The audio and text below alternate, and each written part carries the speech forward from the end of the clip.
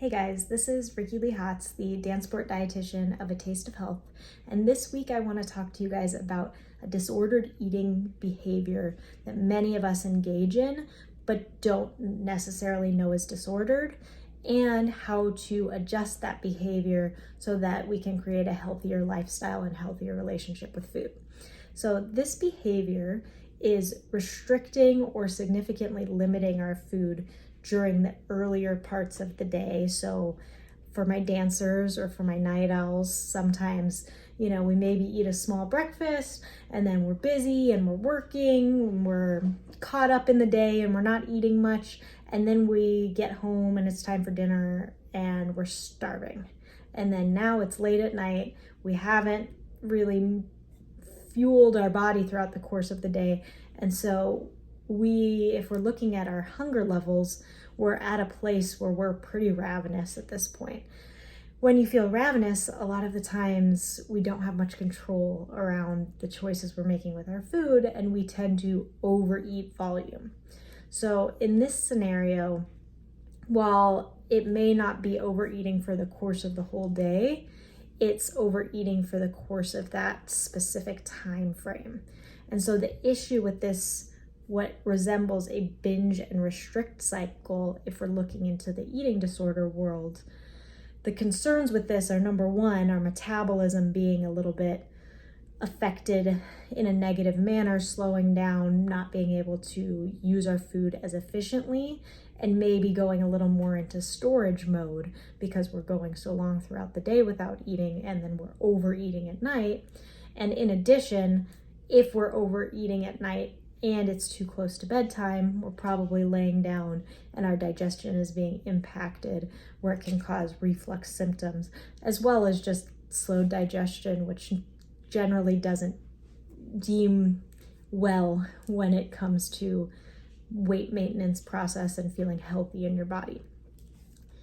The other aspect of this is when we're restricting during the day and we're overeating, or we're eating the majority of our foods later in the day, is purely just this aspect of lack of balance and stability and control. So we're not giving ourselves fuel throughout the day, which is helpful to create the energy we need to accomplish tasks, to focus, to manage the way our body functions. And now we're getting home in the evening and our hunger levels, like I was saying before, are at this ravenous state. And now I don't have the ability to eat what is reasonable for my body in that single sitting. And when I overeat, now I feel terrible.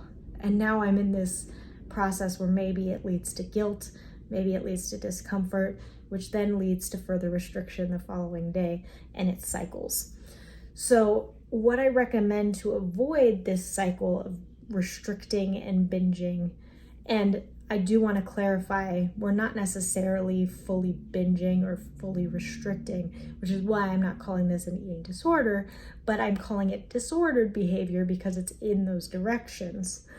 And I really suggest making sure you set aside time to eat a breakfast of sorts, to eat a lunch, to eat a snack, to eat your dinner if we need to, depending on our waking hours of the day. Find that schedule where you're having something to eat 3 to 5-ish hours apart. And that may for you end up being a snack. Sometimes it may be a meal. Finding what works best for you and your schedule and your body is important. But having that frequency where we're not necessarily grazing throughout the day, because that isn't the most healthful option either for the majority of individuals, but making sure we have meals or snacks throughout the day that are supporting our body so that we can be the most successful in the way we fuel ourselves, and then we're not feeling starved at the end of the day where now we're overeating and we're putting our body in that state of being overnourished where we also don't feel well. So hopefully that is helpful. I do recommend, some people are concerned about late night eating as a general topic. I generally say if you do have to eat later, some of us who have a later work shift schedule need to eat past 7 o'clock, past 8 o'clock. If you do need to eat in that time range, that's totally fine, but try and kind of keep a couple hours space between when you eat your last meal and when you go to bed so that you can digest efficiently and effectively and make sure your body feels good. So hopefully this is a disordered eating behavior that if you do have in your life, you can start to make shifts and changes. But if you have any questions for me or need any extra support, reach out and I'm here to help you.